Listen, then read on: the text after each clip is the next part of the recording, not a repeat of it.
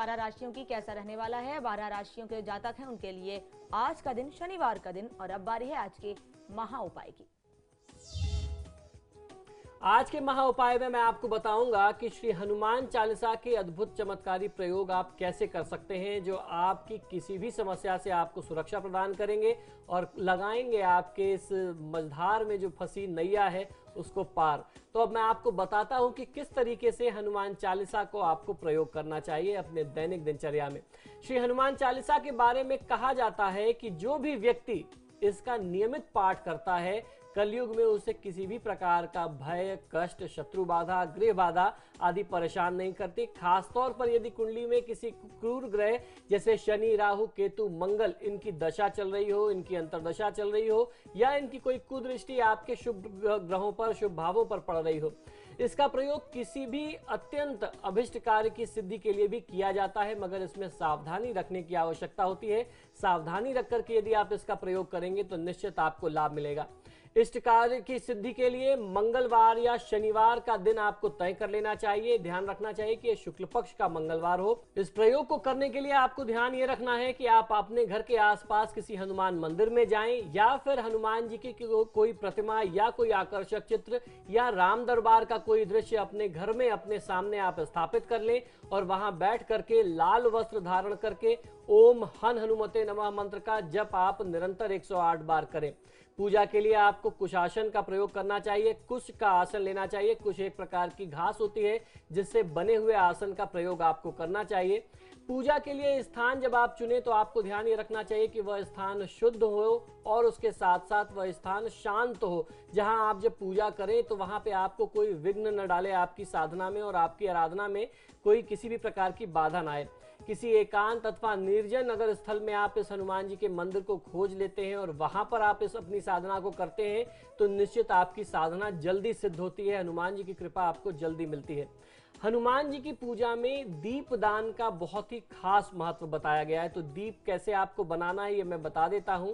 5 प्रकार के अनाज, गेहूं, चावल, मूंग, उड़द और काले तिल, इनको पूजा से एक रात पहले एक एक मुट्ठी मात्रा में लेकर के गंगा जल में या शुद्ध जल में आप भिगो दीजिए और अगले दिन यानी शनिवार या मंगलवार को, जिस दिन से आपको अनुष्ठान शुरू करना है, अनुष्ठान वाले दिन आप इन अनाजों को पीस करके इसके आटे से एक दिया बनाइए और इसमें बत्ती जो आप लगाएंगे उसमें आपको ध्यान ये रखना है कि वो लाल जो कलावा होता है जो हम लोग रक्षा सूत्र बांधते हैं उस कच्चे धागे की, कच्चे सूत की होनी चाहिए और अपनी लंबाई के बराबर आपको उसको 7 बार लेना है और आप इसका प्रयोग करेंगे। और उसमें जो तेल आप डालेंगे वो चमेली का हो सकता है, तिल के तेल का प्रयोग कर सकते हैं दीपक के लिए, या फिर आप जो है सरसों के तेल का प्रयोग कर सकते हैं। इस प्रकार धागे की बत्ती को जो है आप उसमें प्रयोग कर लें। जब तक पूजा चले ये दीप आपका जलता रहना चाहिए। और हनुमान जी की पूजा में आपको एक चीज और ध्यान रखनी है कि जब आप पूजा पूर्ण कर लेते हैं तो गूगल की धूप की व्यवस्था आपको अवश्य रखनी चाहिए। हनुमान जी की पूजा में गूगल की धूनी का बहुत ज्यादा महात्मा बताया गया है। जबकि प्रारंभ में अर्थात हनुमान चालीसा के पाठ के प्रारंभ में आपको संकल्प करना चाहिए कि आपका कार्य जब भी सिद्ध होगा आप निरंतर हनुमान जी की सेवा में नियमित कुछ न कुछ आप अपनी तरफ से अंशदान करते रहेंगे। अब शुद्ध उच्चारण से हनुमान जी की छवि पर ध्यान केंद्रित करते हुए हनुमान चालीसा का पाठ आपको आरंभ करना चाहिए। और आपको प्रयास ये करना चाहिए कि आप एक बैठक में एक माला यानी 108 बार पाठ हनुमान चालीसा का करें। अगर आप ऐसा करते हैं तो जीवन में जितना भी कष्ट होगा वो दूर हो जाएगा। ये प्रयोग आप 11 दिन, 21 दिन, 31 दिन और 45 दिन कर सकते हैं। 45 दिन करना सबसे ज्यादा उपयुक्त तो बताया जाता है क्योंकि चंद्रमा की जो 27 नक्षत्रों को पूरा करने की, परिक्रमा करने का जो चक्र है वो 45 दिन 43 दिन में पूरा होता है।